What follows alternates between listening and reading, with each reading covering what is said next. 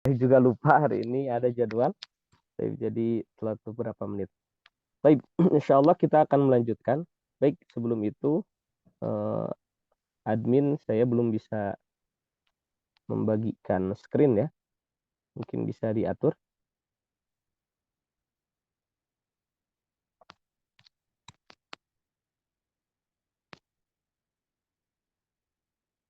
Baik, sudah bisa.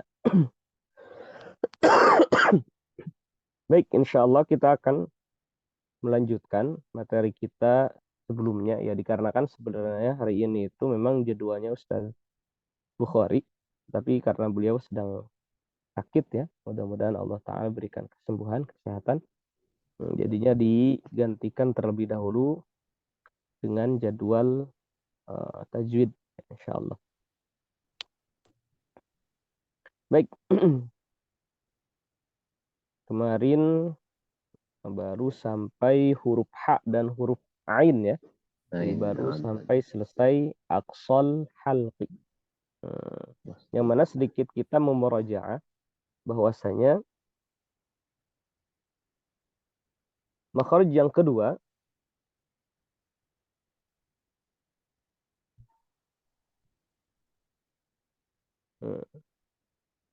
ada yang disebut sebagai al-halaq atau tenggorokan. Nah, tenggorokan ini memiliki 3 titik, dimulai daripada aqsal halqi, yang kedua wasatul halqi, yang ketiga adalah adnal halqi. Nah, untuk aqsal halqi dan wasatul halqi kita sudah mempelajarinya sebelumnya. Ya, bahwasanya aqsal halqi adalah area yang meliputi al-autarus sautiyah. Area yang meliputi al-autarus sautiyah atau pita suara. Tentu saja ini sudah kita praktekkan sebelumnya, bagaimana cara kerja pita suara ini saat huruf-huruf yang terdapat pada area tersebut diucapkan, yakni huruf hamzah dan huruf h. Dan mengapa terdapat perbedaan tata cara pengucapan dan vokal yang muncul saat kedua huruf ini diucapkan. Nah, dimulai daripada hamzah, di sini bisa kita lihat bahwasanya pengucapan huruf hamzah, lebih khusus di sini ketika diucapkan secara sukun, itu dengan cara menggerakkan secara signifikan dan bahkan menempelkan kedua pita suara. Nah, sehingga memang huruf hamzah yang dibaca dengan sukun, nah ketika kita baca, ya tentu saja akan terdapat suara atau akan terasa adanya suara yang tertahan. Karena kedua pita suara saat huruf ini dibaca sukun, huruf hamzah, itu akan menempel secara rapat. Menempel secara rapat sehingga tidak menyisakan ruang untuk suara mengalir. Ya, tidak menyisakan ruang yang sehingga bisa mengalir suara. Makanya hamzah ini masuk ke dalam kategori huruf dengan sifat syiddah. Makanya ketika kita membaca may yasha, may yasha, yasha, itu tertahan. Ya, karena memang suara saat huruf ini dibaca sukun itu benar-benar tertahan. Karena memang nanti ada beberapa huruf yang memang memiliki sifat ini, sifat syiddah, yakni tertahannya suara. Kenapa bisa tertahan? Karena ada dua titik temu yang menghalangi aliran suara untuk keluar. Baik. Itu hamzah. Yang kedua, begitupun di sini ya, ada hamzah yang dibaca dengan berharokat.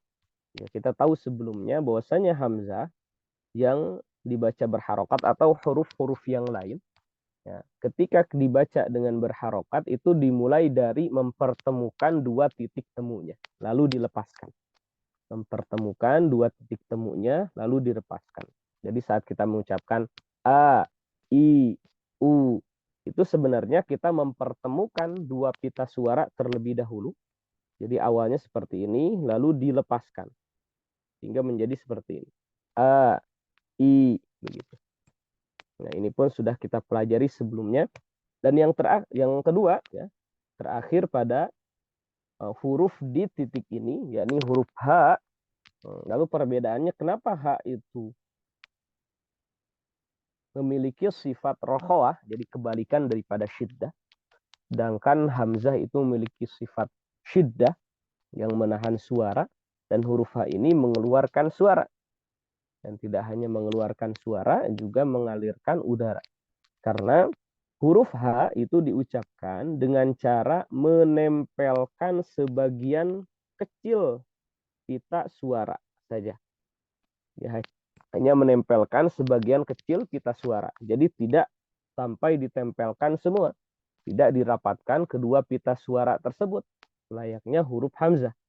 Sehingga kita saat mengucapkan huruf H, baik ketika diucapkan dengan sukun, ih, gitu kan, maupun diucapkan dengan berharokat ha, hi, hu, itu sama sekali tidak ada penahanan suara atau tidak ada suara yang tertahan, dikarenakan H ini ya secara sifat tertahan dan tidaknya suara, dia memiliki sifat rokhawah, yakni mengalirnya suara. Nanti sifat-sifat ini akan kita pelajari di babnya tersendiri. Ya, meskipun kita sering sebut ya sifat-sifat ini itu, ya barangkali nanti agar kita ketika sudah masuk ke babnya tersendiri, ya, bertemu dengan sifat ini. Oh, sifat syiddah.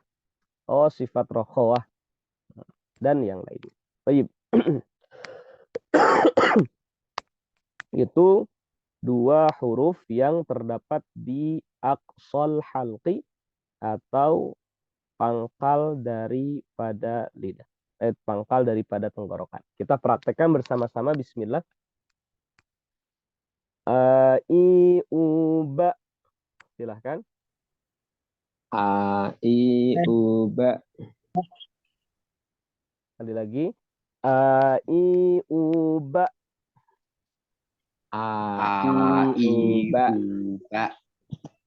Jadi pas ba itu harus terasa tertahan ya.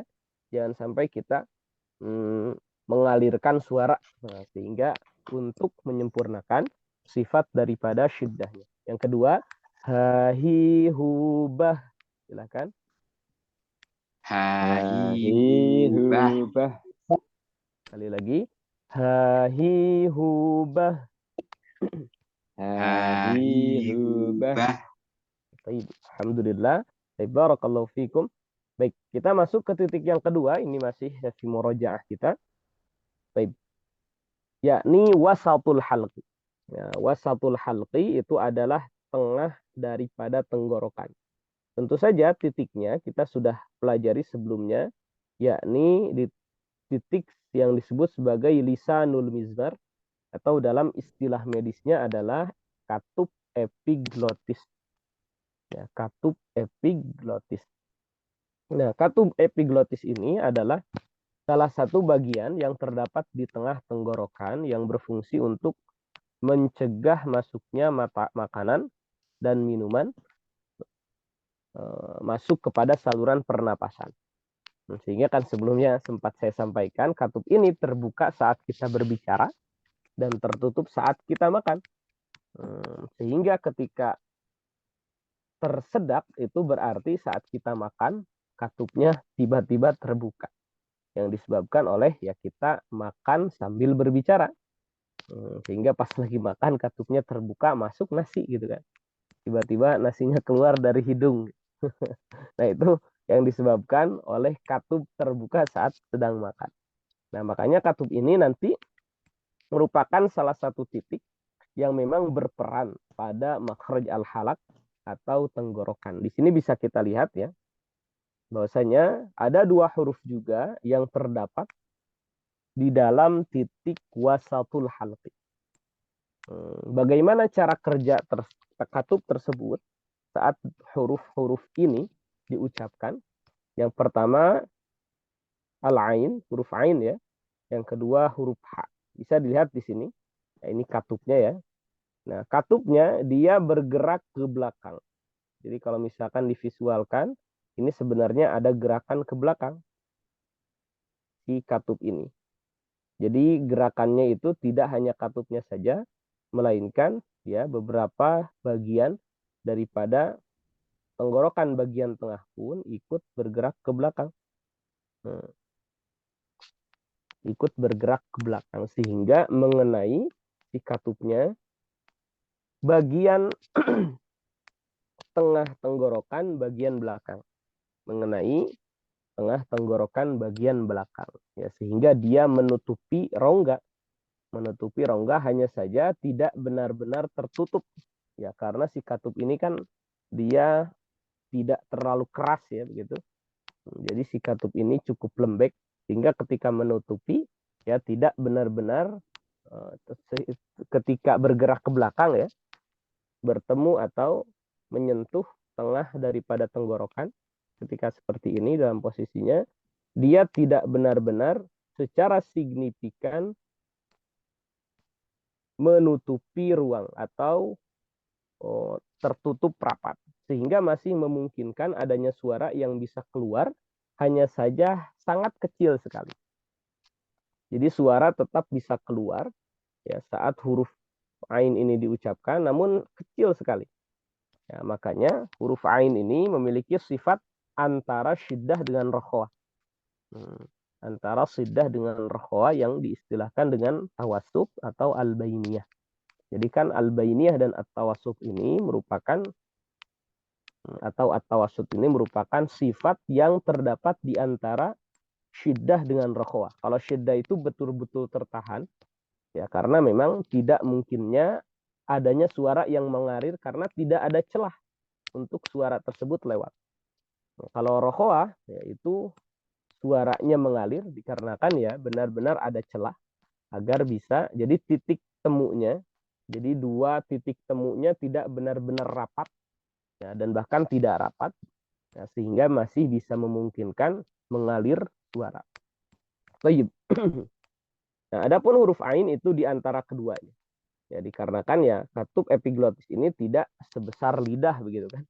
Dia hanya bergerak ke belakang sehingga ya sebenarnya menutupi rongga yang terdapat di dalam tenggorokan tetapi tidak benar-benar menutup. Nah, sehingga saat dia diucapkan ya masih memungkinkan ada suara yang keluar seperti ketika diucapkan dengan sukun ba. Nah, ini mengalir tetapi alirannya itu tidak sekuat huruf-huruf rokhawah. Tidak seperti ha, bah gitu kan. Tidak seperti ha, bah.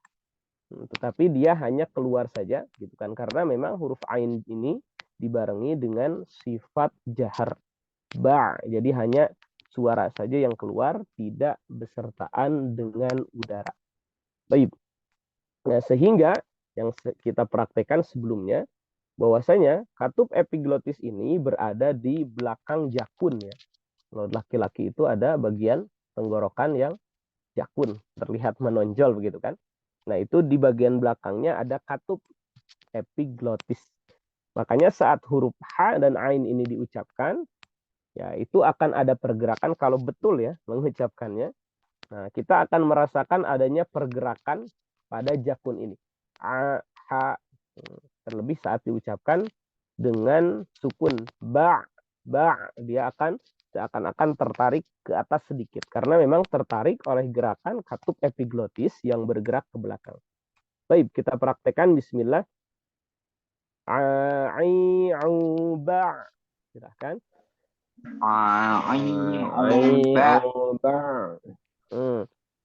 Baik.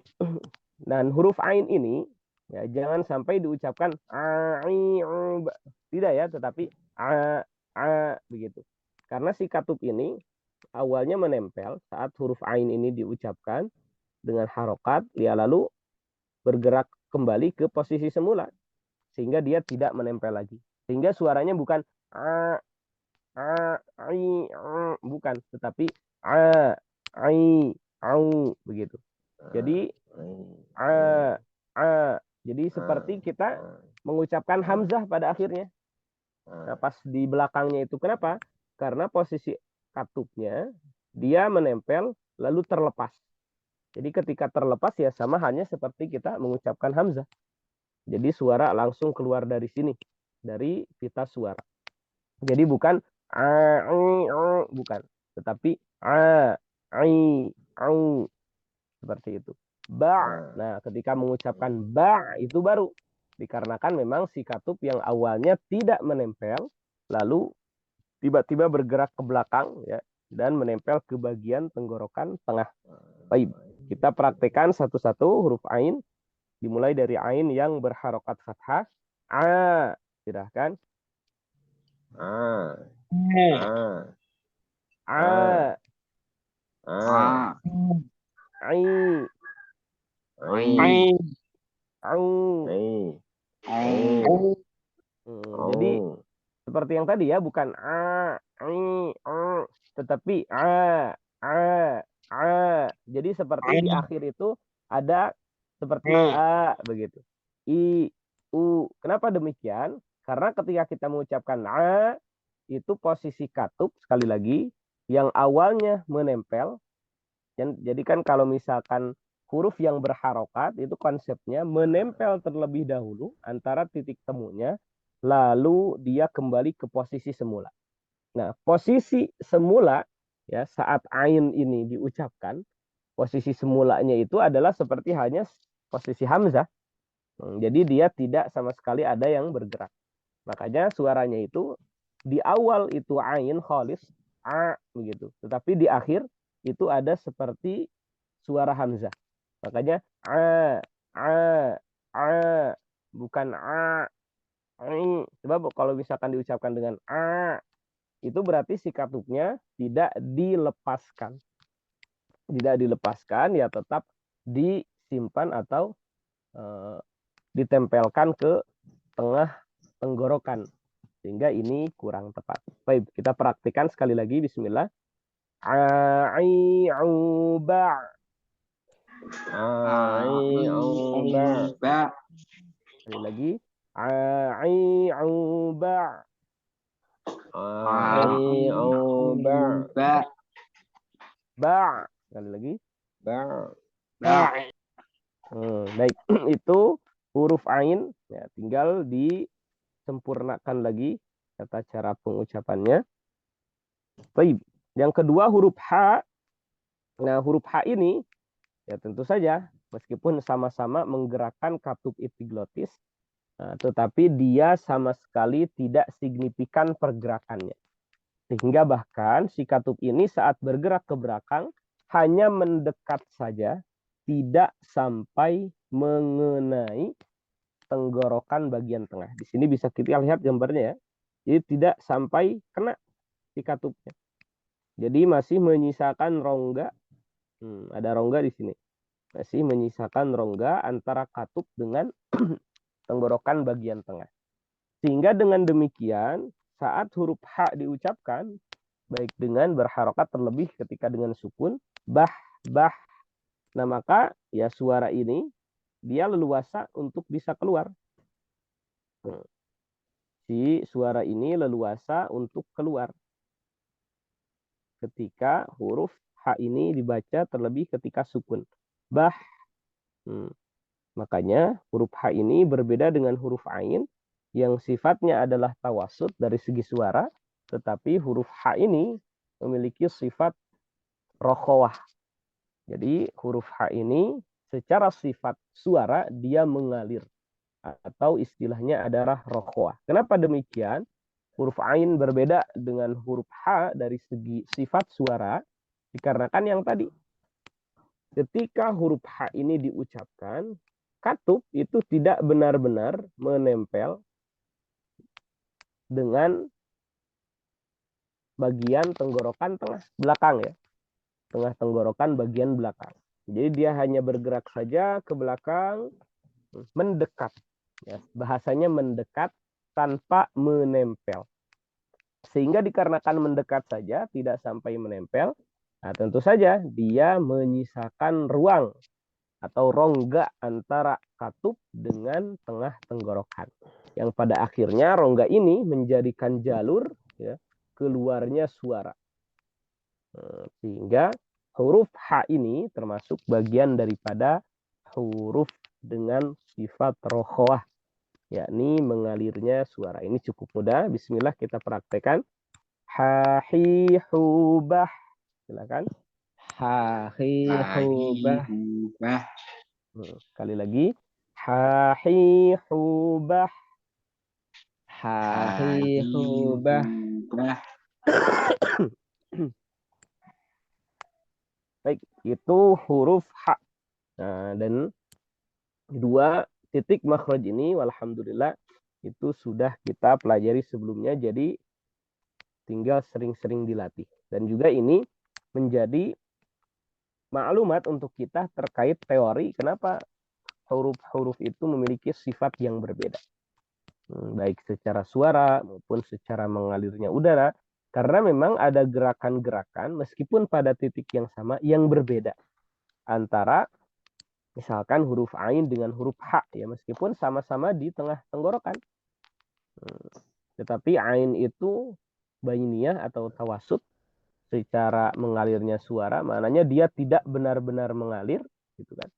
Sedangkan huruf H itu benar-benar mengalir. Ya karena tadi huruf Ain itu diucapkan dengan cara mendekatkan, bahkan menempelkan katup epiglotis ke tengah tenggorokan bagian belakang, ya sehingga tertutup celah untuk bisa suara keluar. Ya meskipun tidak benar-benar signifikan. Sedangkan huruf H saat diucapkan dengan cara menggerakkan katup ke belakang, tetapi hanya mendekat saja, didekatkan ke tengah tenggorokan bagian belakang. Sehingga dia masih menyisakan rongga tentunya. Makanya muncullah sifat yang disebut rokhowah atau sifat mengalirnya udara, mengalirnya suara. Baik. Yang ketiga, ini masih di titik tenggorokan, yakni adnal halqi. Adnal halqi atau ujung tenggorokan. Baik. Bismillahirrahmanirrahim. Kita lihat di sini. Yang mana terletak pada area akar lidah atau disebut sebagai jazrul lisan, akar lidah itu. Meskipun nanti di sini gambarnya akan lebih jelas ketika masuk ke pembahasan lidah, ke aksamul lisan. Terletak pada area akar lidah di ujung tenggorokan, berseberangan dengan ufula. Jadi ufula itu istilah yang mungkin mudahnya ya, lak-lakan. Jadi ufula itu adalah bagian tengah yang menggantung gitu, seperti lidah kecil, ufula. Baik. Kalau misalkan kita membuka mulut ya dengan lebar, kita melihat ada tengah-tengah di bagian atas itu yang menggantung. Kalau bahasa saya ya itu lak-lakan, kalau bahasa medisnya ufula. Baik. Tahu lah lak-lakan Pak Andi, Pak Eka? Apa itu saja namanya apa enggak tahu. Namanya, tapi tahu ya maksud daripada ufula di sini? Itu yang kalau dibuka kelihatan itu kelihatan seperti apa ujung pensil apa ya apa? Nah iya, ujung pensil Ujung jari yang gitu. menggantung di Ujung tengah jari, itu. ujung jari gitu ya. Ujung jari. Gitu ya. Pak Syarif, tahu kan? Lak-lakan. Pak Husin. Kayak bandul. Ya, kurang lebih seperti itu ya. Jadi maksudnya ufula dalam istilah medis itu adalah bagian itu. Ya, yang disebut ufula. Jadi kalau istilah saya itu ya yang gitu yang menggantung di tengah-tengah begitu. Tetapi istilahnya memang disebutnya ufula. Nah, nanti meskipun tidak ditempel ke sana ya, tetapi ditempel ke area sana. Kita baca terlebih dahulu penjelasannya. Yang mana terletak pada area akar lidah di ujung tenggorokan berseberangan dengan ufula. Berseberangan dengan ufula dan langit-langit daging. Nah, jadi ufula ini ya menyambung dengan langit-langit daging. Jadi langit-langit daging itu maksudnya adalah langit-langit tenggorokan bagian belakang. Yang apabila kita mencoba menyentuhnya misalkan dengan ujung jari kita, dia lunak. Terasa lunak. Sebab langit-langit di dalam rongga mulut itu kan ada yang keras. Yang sudah masuk ke bagian rahang ya. Ada juga yang lunak. Nah, yang lunak ini disebut sebagai al-hanakul lahmi atau langit-langit daging, nah, yang bersambung nantinya dengan ufula. Ufula atau lak-lakan ya. Pokoknya itu ya. Intinya bahasanya demikian. Baik. Di sini disebutkan hurufnya ada dua, yaitu ghain dan kha. Adapun masalah hurufnya ya kita memang cukup mengenal ya. Tetapi hanya saja di dalam pembahasan makharijul huruf ini kita dijelaskan atau diberikan maklumat tentang bagaimana cara kerja titik daripada makhrajnya saat huruf-huruf ini digerakkan. Baik. Maka di sini ada penjelasan. Baik, tidak ada ya. Baik, ini huruf atau titik terakhir pada al-halqi, yakni bagian adnal halqi, yang memiliki dua huruf, yakni huruf ghain dan huruf kha. Baik, perhatikan di sini. Huruf ghain dan kha itu dengan cara menggesekkan. Kha, gha. Kha, gha itu dengan cara menggesekkan jadrul lisan, jadi lidah bagian akar. Jadi sebenarnya sering saya istilahkan, adnal halqi ini merupakan area sengketa. Bukan sengketa seperti tanah, tetapi karena memang adnal halqi ini di sisi lain dia masuk kepada bagian tenggorokan ya, karena makanya disebut adnal halqi. Tetapi di sisi lain yang digerakkan itu bukan bagian tenggorokannya. Seperti halnya aqsal halqi dengan wasatul halqi, ya dia benar-benar yang digerakkan itu area atau bagian tenggorokan. Bagian tenggorokan. Tetapi pada adnal halqi ini yang digerakkan itu adalah lidah. Yang digerakkan itu adalah lidah. Lidah mana? Lidah bagian akar. Ya, meskipun lidah bagian akar itu ya lidah yang pada akhirnya berseberangan dengan ujung tenggorokan. Ya, makanya lidah bagian akar ini tidak dimasukkan kepada bagian daripada makhraj lisan, tetapi masuk pada bagian makhraj al-halaq. Ya, makanya sengketa ya. Di sisi lain bagian daripada lidah, tetapi dalam prakteknya dia malah masuk kepada bagian tenggorokan. Yakni tenggorokan bagian ujung. Baik, bisa kita lihat di sini gambarnya bahwasanya saat huruf ini diucapkan gha, ghi, ru, ya sebenarnya hampir sama seperti huruf kha ya. Hampir sama seperti huruf kha karena hanya saja pergerakannya sedikit berbeda karena memiliki sifat yang berbeda.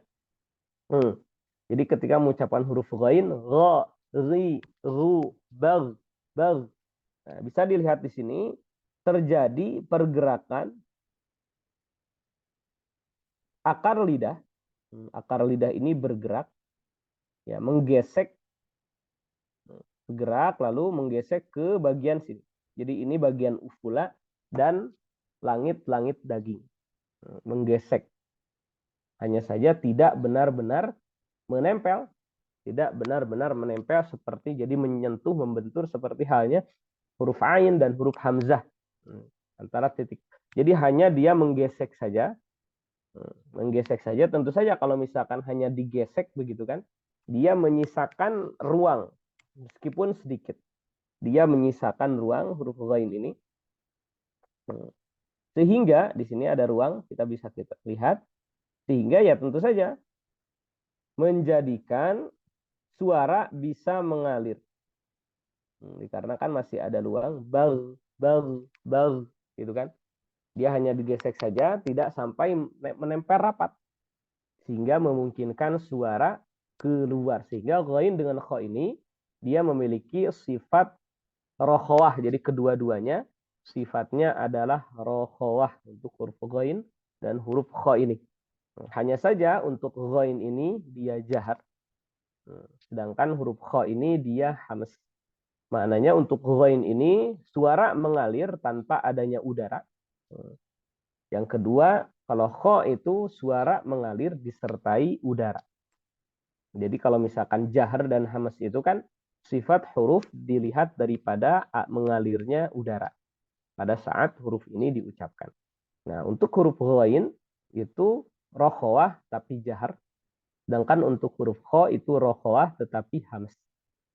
Karena untuk ghain itu ketika diucapkan suara mengalir tanpa udara. Sedangkan ketika huruf kha ini diucapkan, yang mengalir bukan hanya suara tetapi juga udara.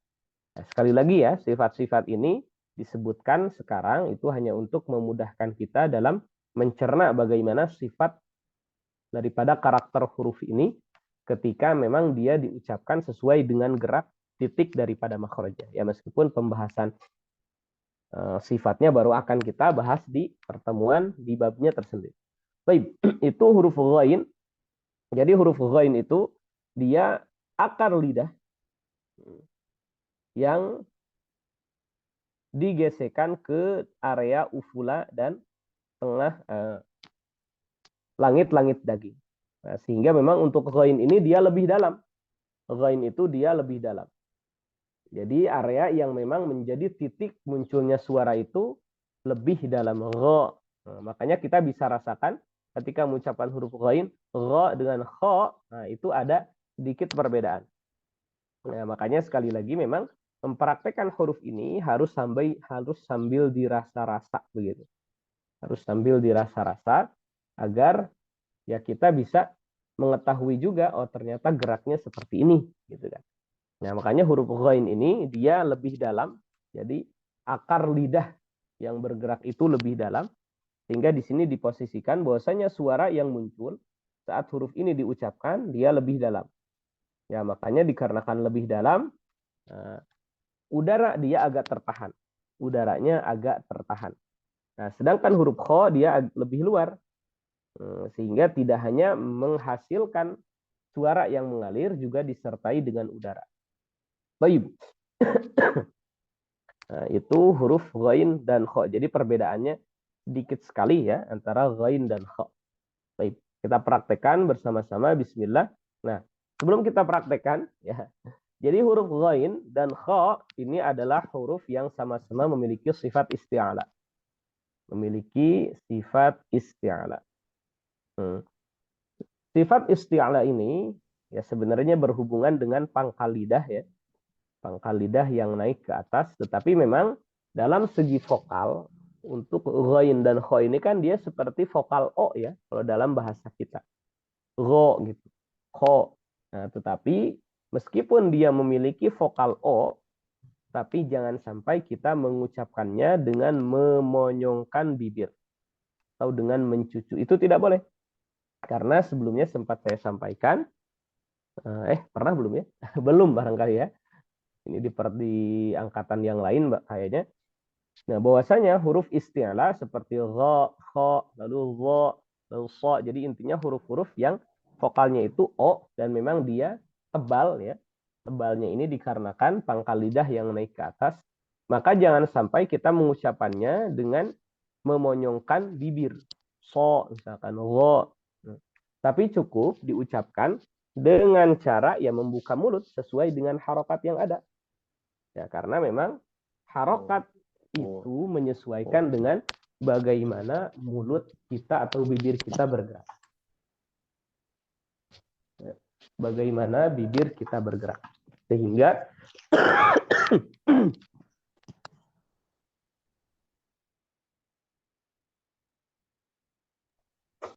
sehingga saat kita membaca huruf kha atau membaca huruf gha itu tidak sampai dimonyongkan.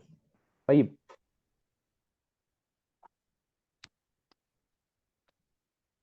Baik, bismillah.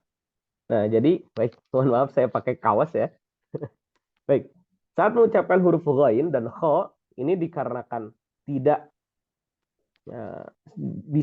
boleh diucapkan dengan bibir monyong misalkan gho, kho, misalkan gho, so itu tidak boleh. Sebab ya meskipun dia memiliki vokal o, tapi pada hakikatnya harokat yang terdapat pada huruf tersebut yaitu harokat fathah. Sehingga kita harus menyesuaikan dengan bagaimana huruf harokat fathah itu diucapkan. yakni dengan bifathil fammi atau bifathis syafataini dengan membuka kedua bibir. Gha, kha, begitu saja. Tidak sampai gha, kha begitu. Gha, kha, so. Intinya huruf-huruf yang dia isti'ala, maknanya dia memiliki vokal huruf o itu tidak mesti dan tidak boleh ya diucapkan dengan cara kalau bahasa tajwidnya itu isba'us syafataini. Makanya ada istilah dalam tajwidul musawwar isba'us syafataini 'inda nutqi bil hurufil isti'la khata. Jadi salah satu kesalahan yang biasa dilakukan oleh para qori, oleh para pembaca Al-Quran, yakni adalah isba'us syafataini 'inda nutqi bihurufil isti'ala. Jadi memonyongkan bibir, gitu kan? Isba'us syafatain, sampai begitu.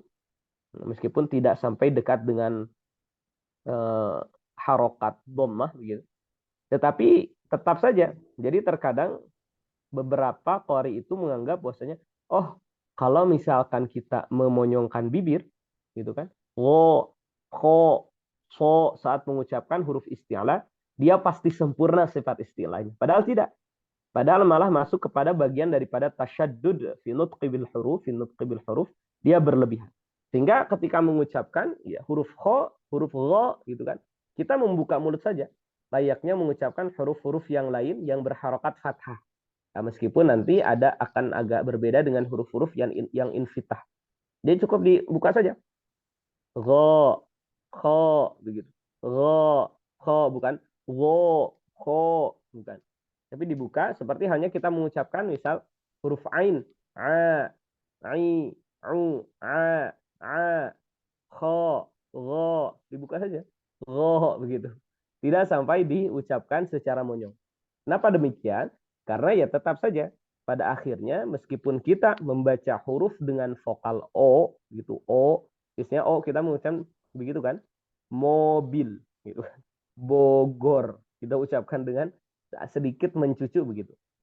Tetapi untuk huruf ini ya itu tidak demikian. Kenapa?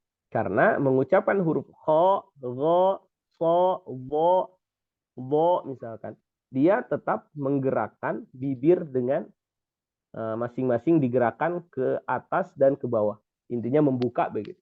Karena menyesuaikan dengan bagaimana harokat fathah itu diucapkan. Baik, kita praktekkan bersama-sama. Bismillah. Huruf ghain, gha, silakan. Gha, Ri, ri, ru, ru, bag, bal, ghari, ru, bag. Sekali lagi. Ghari, ru, bag.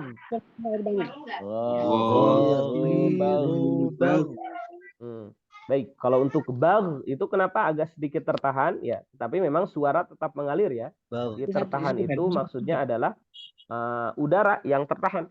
Karena huruf ghain ini dia hanya memiliki sifat rokhwah saja tanpa hamas. Ya biasanya kan huruf sifat rokhwah itu dibarengi dengan hamas begitu. Tetapi untuk ini, untuk huruf ghain itu dia hanya rokhwah saja, maknanya mengalirkan suara bag, bag, bag. Jadi benar-benar mengalir, tetapi tidak ada udara. Bag, bag. Maka saat kita mengucapkan huruf ghain yang dia disukunkan, maka dia tidak akan ada, kalau misalkan kita meletakkan tangan di depan, dia tidak akan terasa adanya angin. Bag, bag. Ya paling anginnya itu disebabkan oleh benturan antara dua bibir saja. Itu tidak ada angin. Tetapi yang muncul, yang keluar itu murni adalah suara. Karena huruf ghain ini dia memiliki sifat rokhwah tapi tidak hamas. Melainkan sifatnya adalah jahar. Nah, kemudian huruf kho sama juga ya. Sama-sama huruf dengan sifat isti'ala, maknanya dia vokalnya o. Sehingga saat diucapkan pun jangan sampai kita membacanya dengan kho begitu. Dengan isba'us syafatain yang tadi saya jelaskan. Jadi isba'us syafataini bin nutqi 'inda nutqi bil hurufil isti'ala itu merupakan kesalahan. Jadi mencucu begitu isba'us syafatain itu. Ketika mengucapkan huruf isti'ala itu merupakan salah satu kesalahan yang fatal ya. Cukup fatal karena kenapa disebut fatal? Karena sebagian orang itu menganggap bahwasanya dengan demikian itu bisa makin sempurna huruf isti'alanya. Padahal tidak. Nah, dikarenakan kita membaca huruf itu menyesuaikan dengan bagaimana harokat itu ada. Kalau harokatnya fathah ya bi fathil fammi. Kalau misalkan kasrah ya bi kasri syafataini. Kalau dhammah bi dhammis syafataini. Makanya ketika kho diucapkan itu kho, bukan kho, gho. Tetapi kho, gho. Kita membuka mulut saja. Kho, gho. Dikarenakan memang yang bergerak itu hanya bibir saja ke atas dan ke bawah, intinya terbuka. Baik. Nah, adapun huruf kha ini, ya, yang tadi ya, selain dia memiliki sifat rokhah, dia juga memiliki sifat hams. Sehingga ya, selain daripada suara yang mengalir, wabil khusus ya kita akan rasakan itu saat mengucapkannya dengan sukun. Selain suara yang mengalir, juga akan ada udara yang mengalir. Ya, bah, begitu. Bah, nah, ini akan mengalirnya udara. Jadi udara mengalir keluar dan juga suara. Karena selain daripada rokhwa, dia juga hamas. Nanti akan kita jelaskan hamas beserta sifat-sifat yang lain di babnya tersendiri. Kita praktekkan terlebih dahulu, bismillah. Yang tadinya, jangan sampai kita memonyongkan saat mengoyongkan bibir, saat mengucapkan huruf kho ini. Jangan sampai kho begitu. Tapi kho, ro begitu. Baik, kita praktekkan, bismillah. Dimulai daripada harokat fathah terlebih dahulu. Kho, silahkan. Kho. Khi, Khi. khu, Khu. bah, Bah. kho, khi, khu, bah.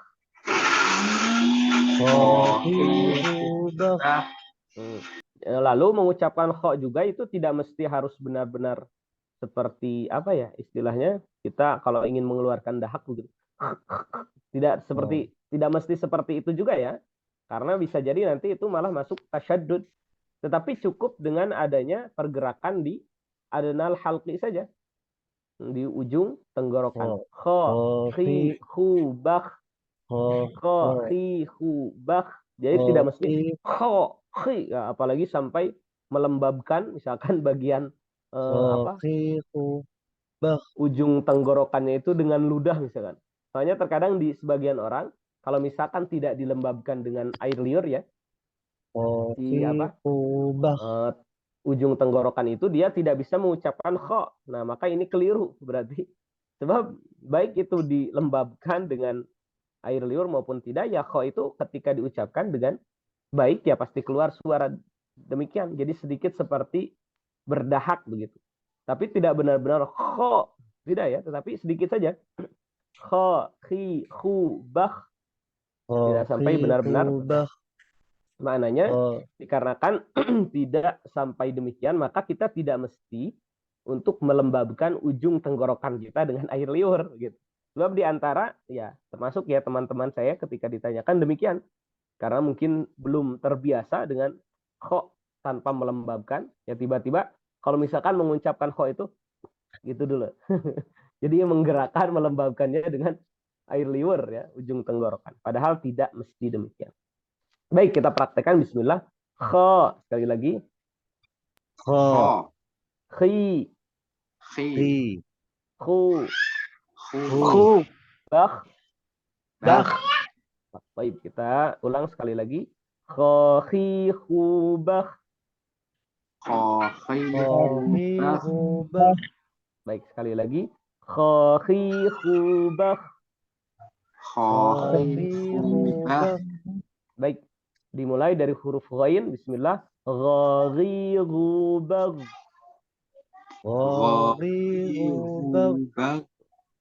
Jadi tidak bag, tidak ini kan ya. Sebab kalau bag dia menahan suara. Tapi bag. Sekali lagi. Gha, bagh.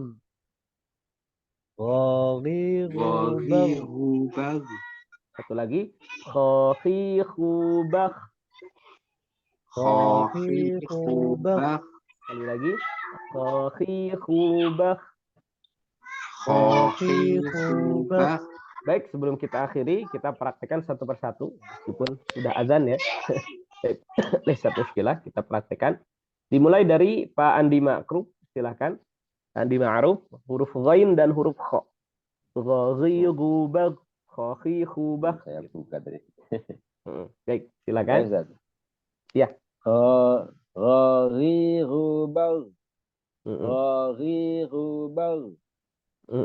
Baik. Untuk kha-nya.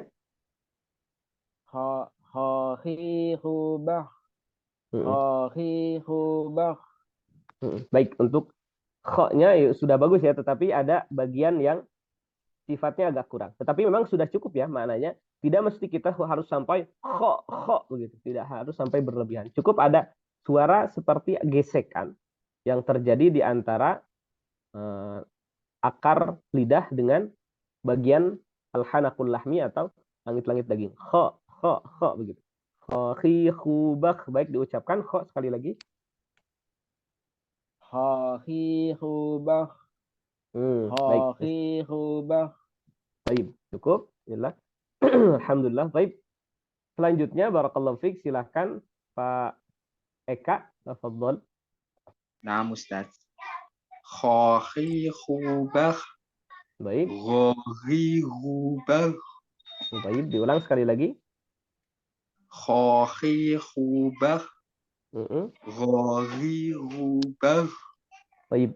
Masya Allah, barakallahu fiik. Selanjutnya Pak Husin, silahkan. Nah, Ustaz. Bismillah. Ghahihubah. Khahihubah. Baik, sekali lagi. Ghahihubah. Khahihubah. Baik. Terakhir, silahkan Pak Syarif, tafadhol. Mewujud Pak Syarif. Baik. Kalau tidak ada nanti bisa mempraktekkan sendiri. Baik, dikarenakan waktu sudah lewat ya, dan ini sudah masuk waktu Jumatan di sini. Tapi terakhir saya ada ya maklumat yang tadi bahwasanya huruf ghain itu dia tidak sampai menahan suara. Jadi jangan sampai ghain ini disamakan seperti huruf G yang kita kenal. Bag. Tetapi dia tetap mengalirkan suara ya, meskipun tanpa udara. Bag. Gitu. Ghairil mag. Ghairil maghdubi. Bukan magdubi. Sebab kalau misalkan dibaca magdubi, itu yang bergerak itu adalah pangkal lidah menempel ke langit-langit daging. Magdubi. Sebab ketika kita mengucapkan huruf G itu kan gerakan antara qaf dengan ghin. Jadi yang bergerak itu adalah bagian lidah di antara qaf dengan ghin, antara akar lidah dengan pangkal lidah, sehingga muncullah huruf G. Nah, maka kalau huruf G itu dia akan menutup suara. Selain daripada udara juga menutup suara. Makanya jangan sampai ghairil magdu bukan, tapi ghairil maghdu. Jadi dibiarkan suaranya mengalir ya, meskipun tidak dengan udara ya. Makanya tidak mesti kita benar-benar terlalu menghentakkan tidak. Cukup ghairil mag. Cukup agar si suara ini tidak tertahan, asal mengalir begitu. Ya, maka itu sudah cukup karena untuk merealisasikan sifat dari rokhwahnya. Baik, barangkali itu saja. Kalau ada pertanyaan nanti silakan ditanyakan secara jafri ya. Nanti insya Allah kita jelaskan baik di pertemuan selanjutnya maupun nanti dibalas secara langsung. Dikarenakan ini sudah azan khutbah ya. Meskipun masjidnya dekat, makanya kita tutup dengan membaca doa kafaratul majlis. Subhanakallahumma wa bihamdika asyhadu an la ilaha illa anta nastaghfiruka wa natubu ilaik. Wa sallallahu ala sayyidina Muhammadin wa ala alihi wa sahbihi wa baraka wa sallama walhamdulillahi rabbil alamin. Assalamualaikum warahmatullahi wabarakatuh. Waalaikumsalam warahmatullahi wabarakatuh. Syukran. Afwan, barakallahu fiikum. Assalamualaikum warahmatullahi wabarakatuh.